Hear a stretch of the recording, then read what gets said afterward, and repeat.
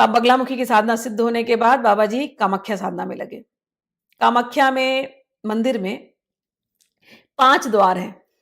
उनका मुख्य द्वार उत्तर की तरफ है और एक बलि का द्वार है पश्चिम की तरफ। उसके बीच में और एक द्वार है। तो बाबा जी क्या करते, 3 बजे इस द्वार में घुस जाते और वहां पर बैठे रहते। 7 बजे के आसपास मंदिर का प्रांगण बंद होता, सब लोग निकल जाते वहां से। बाबा जी वहां पर एक शिला के पीछे छुप जाते। जब पूरा मंदिर खाली होकर के सब लोग निकल जाते, मंदिर के द्वार बंद, बाबा जी मंदिर के अंदर बैठ करके बाबा जी एक लौ लगाते, लौ लगा करके दीपक लगा करके उसके ऊपर ध्यान करते और करते हुए फिर माँ के साधना में वो रात भर पूरी रात्रि बिताते। फिर जब सुबह मंदिर खुलता, सेम वही पत्थर के पीछे छुपते, छुप करके बाहर आ जाते।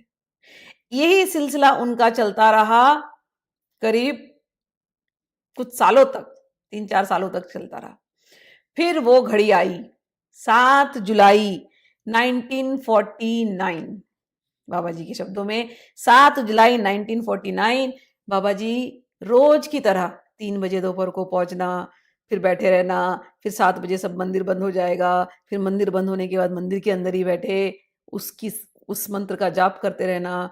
और रात के समय पर करीब 2 बजे के आसपास बाबा जी ने देखा कि जो दीपक की लौ है वो बढ़ती जा रही है, बढ़ती जा रही है, बढ़ती जा रही है।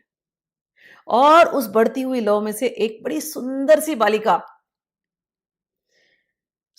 बिल्कुल सुनहरे रंग की निकली है, मुस्कुराते हुए इनके सामने आकर के इनके बाजू में बैठ गई। बाबा जी तो 2 मिनट के लिए लगा कि ये क्या हो गया, ये तो अंधेरा था अभी तक, ये यहाँ पर सडनली रोशनी। आप लोग अगर कभी जो कामाख्या के मंदिर गए हैं वो जानते होंगे कि मंदिर कैसे अंधेरा रहता है, वहां कोई खिड़की नहीं है। उस अंधेरे में केवल दीपक की रोशनी, और ये रोशनी बढ़ गई है और उसमें से एक लड़की निकलती है 9 साल 10 साल की। बाबा जी को 1 मिनट के लिए लगा कहीं सपना तो नहीं देख रहा हूं। फिर बोले नहीं नहीं, सपना कैसे हो सकता है, मैं तो रोज रात को जागता हूँ, तो आदत पड़ गई रात को जागने की। सपना नहीं, ये तो खुले आंखें, मैं सोया नहीं हूँ। नहीं नहीं, हो सकता है ये कोई हेलुसिनेशन है, हो सकता है ये कोई मेरे मन की बस ऐसी कोई कुछ मैंने बना दिया है मन से, मन में ऐसे मेरे ख्याल आ रहे। आंख बंद कर लिया, फिर खोला, देखा वो लड़की बाजू में बैठी है, कभी दाएं बैठ रही है, कभी बाएं बैठ रही है, कभी छू रही है, कभी छेड़ रही है, कभी दाढ़ी को छू रही है, कभी बाल को छू रही है। बाबा जी सोचे लगता है ये कोई मायावी शक्ति है, कोई जादू है। तो फिर बनाने लगे कि ना ये मायावी शक्ति आई है, कामाख्या में तो वैसे ही माया हर जगह फैली हुई है, पता नहीं ये शायद मेरे ध्यान को भंग करने आई है। अगर इसे मेरे ध्यान को भंग कर दिया तो इतने दिन की मेहनत तो चली गई, इसलिए मैं अपने ध्यान को भंग होने नहीं दूंगा। बाबा जी और स्ट्रिक्ट हो गए, और स्ट्रिक्ट होकर के बैठ गए। अब ये लड़की खेले जा रही है, इनके आजू बाजू घूम रही है, जब तक ये बैठे हैं चलती जा रही है ये वो। और बाबा जी उसको बिल्कुल अपने ध्यान को भंग होने नहीं दे रहे हैं। फिर थोड़ी देर में लड़की ने पूछा, क्यों आए हो यहाँ पर? तुम्हें मैं रोज देखती हूँ, आ जाते हो बैठ जाते हो, क्या काम है बताओ, क्या चाहिए तुम्हें? बाबा जी देखे उसको, बोले मुझे कुछ नहीं चाहिए, तुम यहाँ से जाओ। तुम्हें लगता है मैं कुछ लेने आया हूँ? नहीं, मैं कुछ लेने नहीं आया, मैं अपनी माँ को याद करने आया हूँ, तुम जाओ यहाँ से। तो लड़की वहां से मुस्कुरा कर चली गई। उस रात को बाबा जी को समझ में नहीं आया कि हुआ क्या। अगले दिन फिर उठे वही उधेड़ बुन में कि पता नहीं कल सो गया था क्या, सपना था क्या, जाग रहा था क्या, क्या हो रहा था क्या पता। चलो आज चलते हैं फिर से। अगले दिन फिर वही रूटीन, 3 बजे दोपहर को गए, फिर 7 बजे को सब मंदिर खाली, फिर ये अपना बैठ गए, दिया लगाया, बैठ गए ध्यान करने। थोड़ी देर के बाद फिर प्रकाश बढ़ रहा है, बढ़ रहा है, बढ़ रहा है। बाबा जी को लगे हे भगवान, फिर से वही चीज, फिर से वही जादू, अरे भगवान ये क्या हो रहा है। मुझे संभालना चाहिए अपने आप को, मुझे खो नहीं जाना चाहिए, मेरे मेरा ध्यान भंग नहीं होना चाहिए, मैं अपने मंत्र को ना छोड़ूं, ये मायावी शक्ति शायद मेरा ध्यान हटाने के लिए आई है। वो प्रकाश बढ़ता गया, प्रकाश में से फिर से वही लड़की आ गई 9-10 साल की, आई, मुस्कुरा करके इनके सामने बैठ गई। बाबा जी देख रहे हैं, बाबा जी मुस्कुराए, फिर अपने ध्यान में लग गए कि नहीं ये कोई जादुई शक्ति है। फिर वो खेल रही है, कभी यहाँ जा रही है, कभी वहां जा रही है, बाबा जी को छू रही है, पायल बजा रही है, कभी उनके कंधे पर जाकर के बैठ जा रही है।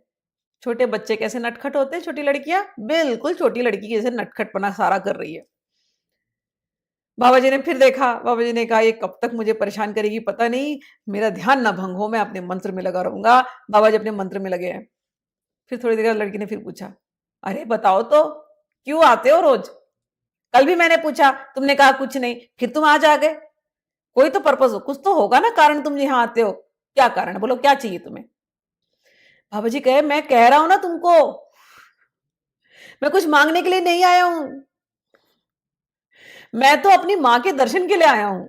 मुझे तो बस कामाख्या माँ के दर्शन चाहिए, मैं छोटे से निकल गया केवल उनके दर्शन के लिए, तो मुझे मेरी साधना करने दीजिए आप देवी जी, मेरी साधना में आप भंग मत कीजिए, मुझे मेरी माँ के दर्शन करने हैं, मैं माँ के दर्शन के लिए आया हूं। वो लड़की फिर मुस्कुरा करके वहां से चली गई। भावा जी उठे, वहां से साधना संपन्न हुई जैसे तैसे, फिर गए घर, फिर वही उधेड़पुन की, ये क्या हो रहा है 2 दिन से, आज मैं ध्यान से साधना करूंगा। आज मैं बिल्कुल सोऊंगा नहीं, शायद मैं सो जा रहा हूं बार बार। तीसरे दिन फिर बैठे, फिर वही 7 बजे को बैठे, अंधेरा हुआ, फिर दीपक जलाया। जैसे ही दीपक जलाया, आज तो प्रकाश इतना ज्यादा हो गया, इतना ज्यादा हो गया, इतना ज्यादा हो गया, पूरा वो जगमगाने लगा। उसमें से फिर से यही सुनहरे रंग की लड़की निकली, सुनहरे कपड़े पहन करके सामने आकर के बैठ गई मुस्कुराते हुए। अब बाबा जी फिर देखे, बोले हे भगवान, ये क्या परीक्षा हो रही है मेरी। कोई नहीं, मैं अपने ध्यान में लगा रहता हूँ। लेकिन आज लड़की ने ज्यादा ध्यान करने नहीं दिया, कहा तुम आ क्यों रहे हो?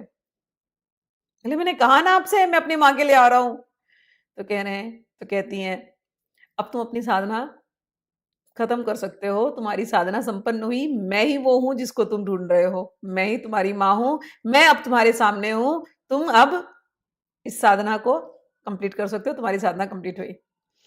बाबा जी 2 मिनट के लिए, उनको जैसे विश्वास नहीं हुआ, लेकिन माँ वो छोटी सी बच्ची बन करके सामने बैठी मुस्कुरा रही है, इतने प्यार से मुस्कुराई है, मुस्कुरा करके फिर खड़ी हुई और बाबा जी के सर पर हाथ फिराया और हाथ फिरा करके वो चली गई। जब बाबा जी को थोड़ी देर के लिए ऐसा उनको लगा कि जैसे किस स्टेज में है, ये क्या देख रहे हैं, नहीं देख रहे हैं, ये सपना है, ये सत्य है, क्या है। लेकिन जब वो माँ चली गई वहां से, तो बाबा जी को ऐसे लगा जैसे सर पर कुछ भारीपन है, क्योंकि माँ हाथ फिरा करके ऐसे आशीर्वाद देते हुए निकली वहां से। तो जब सर छुआ, तो सर के ऊपर से कुछ गहने निकले, उसमें 2 कंगन थी, एक अंगूठी था, सोने के हार थे, वो सोने के गहने नीचे गिरे। और फिर माँ की जैसे आवाज आई कि ये गहने तुमको जिसको देना है तुम दे देना, वो अंगूठी सोने की है, वो तुम रखना, तुम्हारे काम आएगी, तुम अंधेरे में जाते हो यहाँ वहां साधना करने के लिए, तुम्हें रोशनी देगी, ये किसी को मत देना, ये तुम दोगे किसी को तो ये लोहे की बन जाएगी, ये केवल तुम्हारे काम आएगी, बाकी तुमको जो गहने के याद करना है वो तुम दान दे देना, कोई प्रॉब्लम नहीं।